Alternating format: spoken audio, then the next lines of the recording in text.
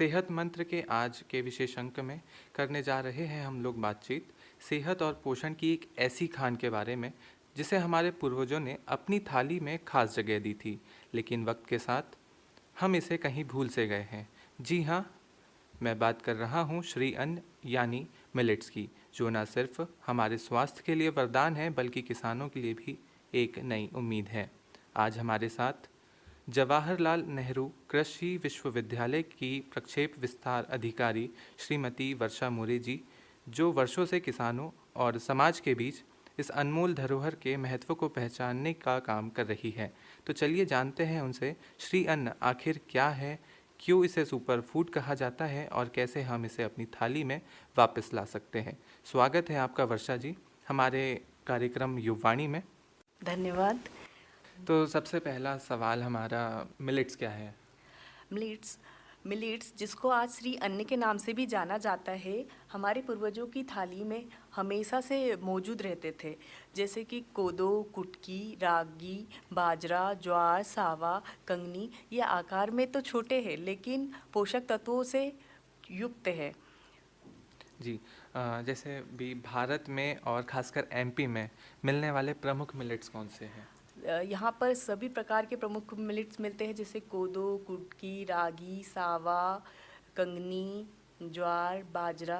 ये सभी प्रकार के मिलेट्स मौजूद है एमपी में।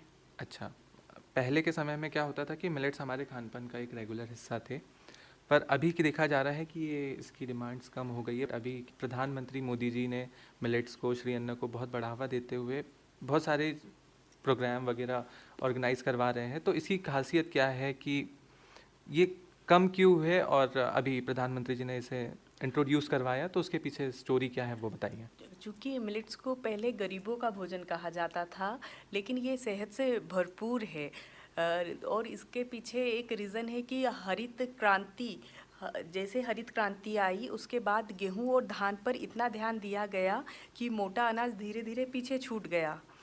जी। अब लेकिन हालात बदल रहे हैं, तो मिलेट्स की ओर रुझान बढ़ाना है। इसके लिए संयुक्त राष्ट्र ने वर्ष 2023 को अंतर्राष्ट्रीय मिलेट वर्ष के रूप में घोषित किया गया। इस पहल में भारत ने सबसे आगे भूमिका निभाई और इसका मुख्य उद्देश्य था कि पारंपरिक लेकिन पोषण से भरपूर अनाजों के को फिर से जनजीवन में सम्मिलित करना।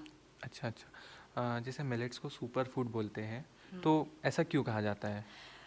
मिलेट्स को सुपर फूड कहने से तात्पर्य यह है कि उसमें सभी प्रकार के पोषक तत्व भरपूर मात्रा में पाए जाते हैं। जैसे अपन उदाहरण के तौर पे देखें, रागी में कैल्शियम काफ़ी ज़्यादा मात्रा में पाया जाता है।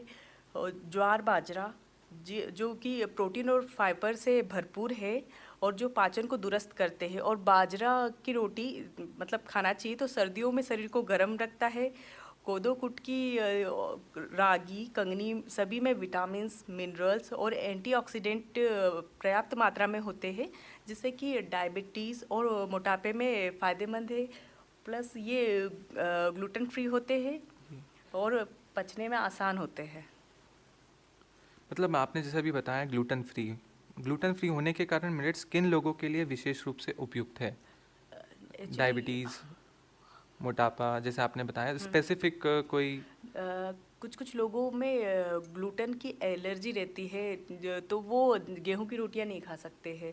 गेहूं की रोटी खाने से उनका पेट फूल जाता है, इस टाइप की प्रॉब्लम होती है। ये सारी प्रॉब्लम्स ग्लूटेन के कारण होती हाँ, है। तो इसीलिए वो उसका सप्लीमेंट कहना चाहिए कि ये अपना बाजरे की रोटी खाते हैं वो लोग। अक्सर अभी क्या हो रहा है मैम कि डॉक्टर भी हमको सलाह दे रहे हैं कि डायबिटीज़ हो या मोटापा या फिर हार्ट डिजीज़, इनके लिए मिलेट की डाइट अपनाने की वो सलाह दे रहे हैं। हाँ, तो उसके बारे में आप क्या कहना चाहेंगे? एक्चुअली डॉक्टर्स है वो मिलेट की डाइट अपनाने के लिए इसलिए सलाह दे रहे हैं क्योंकि मिलेट्स जो है वो सेहत और ऊर्जा के प्रमुख स्रोत है। जैसे मिलेट्स में ज़्यादा फाइबर होता है, जिससे पाचन अच्छा रहता है और हम बहुत देर तक के भूख नहीं लगती है कि जल्दी भूख लगी, इस टाइप से नहीं होता है। और इनका ग्लाइकोसेमिक इंडेक्स कम होता है, यानी शुगर धीरे धीरे रिलीज होती है, जिससे लंबे समय तक के ऊर्जा बनी रहती है और थकान भी कम महसूस होती है। और रागी में कैल्शियम ज़्यादा होता है, जिससे हड्डियों और दांतों के लिए बेहद फ़ायदेमंद है। खासकर खेलकूद करने वाले युवा के लिए ये काफ़ी उपयोगी है या बेनिफिशियल है। और मिलेट्स में आयरन, मैग्नीशियम से भरपूर होने के कारण ये खून की कमी से बचाता है और एकाग्रता को भी बढ़ाता है।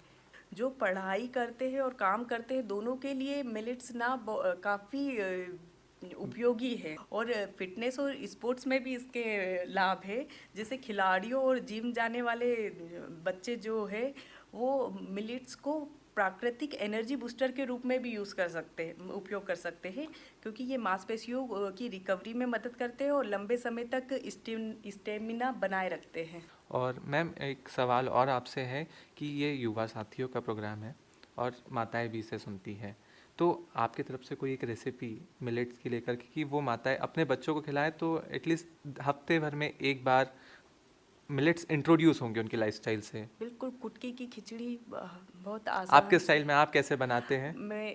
एक्चुअली मैंने भी जब ट्राइबल एरिया में गई तो मैंने उन लोगों से पूछा, तो उन लोगों ने जो मुझे सिखाया जी। जैसे कुटकी को पहले पानी उबाल लेते हैं, फिर कुटकी डाल के उसको पसा लेते हैं, लोकल लैंग्वेज में उसका पानी निकाल देते हैं, और फिर उसको जैसे अपन उपमा फ्राई करते हैं वैसे फ्राई कर लो, उपमा बन जाता है बिल्कुल, और ये पौष्टिक होता है। आप हमें ये बताइए कि प्रोसेस और अनप्रोसेस्ड मिलेट्स में क्या डिफरेंस है? प्रोसेस और अनप्रोसेस्ड मिलेट्स, प्रोसेस मिलेट वो होता है जो हम डायरेक्ट जैसे चावल प्रेशर कुकर में बना सकते हैं, वैसे ही आफ्टर प्रोसेसिंग मिलेट्स को कोदो, कुटकी, खीर, खिचड़ी जो भी है बना सकते हैं। और लेकिन इनका प्रिजर्वेशन ज़्यादा लंबे समय तक के नहीं होता है। और अनप्रोसेस्ड मिलेट्स है, जैसे कोदो, कुटकी अनप्रोसेस्ड है, जो जिनकी लेयर नहीं निकली है, उनको 100 साल तक के भी प्रिजर्व करके रख सकते हैं। और जितना लंबा इनका टाइम ड्यूरेशन बढ़ता है, जैसे 100 साल तक के यदि आपने अनप्रोसेस्ड मिलेट्स को प्रिजर्व करके रखा, तो उसकी मेडिसिनल वैल्यू उतनी ही ज़्यादा बढ़ती जाती है। मैम जैसे हमने घर पे मिलेट्स की रोटी बनाते हुए देखा है मम्मी को, तो क्या होता है वो रोटियां फटने लगती हैं। बाजरे की, ज्वार की। जी। तो उस रोटी को बनाने की सही विधि, अगर क्या उसके साथ गेहूं का आटा मिक्स करके? हाँ बिल्कुल, गेहूं का आटा मिक्स करके ज्वार बाजरे की रोटी बनाना थोड़ा आसान हो जाता है, क्योंकि गेहूं के आटे में ग्लूटीन होता है, तो वो आसानी से बन जाती है। अच्छा, मतलब वो आटे में पकड़ बना के रखता पकड़ है। बना के रखता है, बिल्कुल। अच्छा वर्षा जी, कि आप हमारे श्रोताओं को ये बताइए कि मिलेट्स की फील्ड में क्या वो अपना कैरियर का चुनाव कर सकते हैं, क्या स्कोप्स हैं? हाँ बिल्कुल, अपने करियर का चुनाव कर सकते हैं, बहुत स्कोप है इसमें। क्योंकि आजकल जो मार्केट में और लोगों में जो डिमांड बढ़ रही है कि इसके प्रोसेस्ड फूड मिले, जैसे पास्ता, मफिन्स, कपकेक, बिस्किट्स, तो उसकी प्रोसेसिंग यूनिट का स्टार्टअप यदि स्टार्ट किया जाए, या नॉर्मल प्रोसेसिंग यूनिट जैसे कि कोदो का चावल, कुटकी का चावल, यदि इतना भी मतलब उसका प्रोडक्ट ना बनाते हुए सिर्फ नॉर्मल उसका चावल बना के भी सेल आउट किया जाए, तो इससे भी काफ़ी बेनिफिट अच्छा, मतलब प्राप्त एक कर सकते हैं। स्टार्टअप का अच्छा ऑप्शन है बिल्कुल मिलेट्स में। बिल्कुल। मैम जैसे आप ट्राइबल एरियाज़ में गई, तो उन्होंने उनकी संस्कृति से, उनकी लाइफस्टाइल से बहुत सारी आपको टिप्स दी होगी, जी तो कुछ बिल्कुल। ऐसे टिप्स आप हमारे श्रोताओं को, क्योंकि अक्सर जैसे अभी आपसे चर्चा में हमारे साथ एक बात निकली थी कि आजकल ना बालों के सफ़ेद होना बिल्कुल बिल्कुल। कॉमन हो गया सबके लिए, तो जी उसके बारे में आप थोड़ा सा बताइए कि ट्राइबल कल्चर में ऐसा कुछ है कि वो सप्लीमेंट आप अपनी डाइट्स में ले सकते हैं? बिल्कुल, वहाँ पे मुझे ट्राइबल लोगों ने बताया था कि रामतिला, वहाँ की लोकल लैंग्वेज में रामतिला बोलते हैं, और इंग्लिश में नाइजर का तेल यदि आप उसको कंज्यूम करते हो, खाने में यूज़ करते हो, तो आपके बाल कभी सफ़ेद नहीं होते हैं और स्ट्रांग होते हैं, झड़ते भी नहीं हैं। और अभी जैसा कहा जा रहा है कि हड्डियों की डेंसिटी कम हो रही है, हड्डियाँ कमज़ोर हो रही है, कम उम्र में बच्चों को बहुत सारी प्रॉब्लम्स, एलर्जी हो गया और इम्यूनिटी बहुत लो है। हाँ, रागी में कैल्शियम बहुत, दूध के कंपेयर में बहुत ज़्यादा कैल्शियम रहता है रागी में। मैम आपकी तरफ से कोई एक संदेश हमारे युवा श्रोताओं के लिए और उनके माता पिताओं के लिए कि मिलेट्स कितना आवश्यक है हमारे लिए?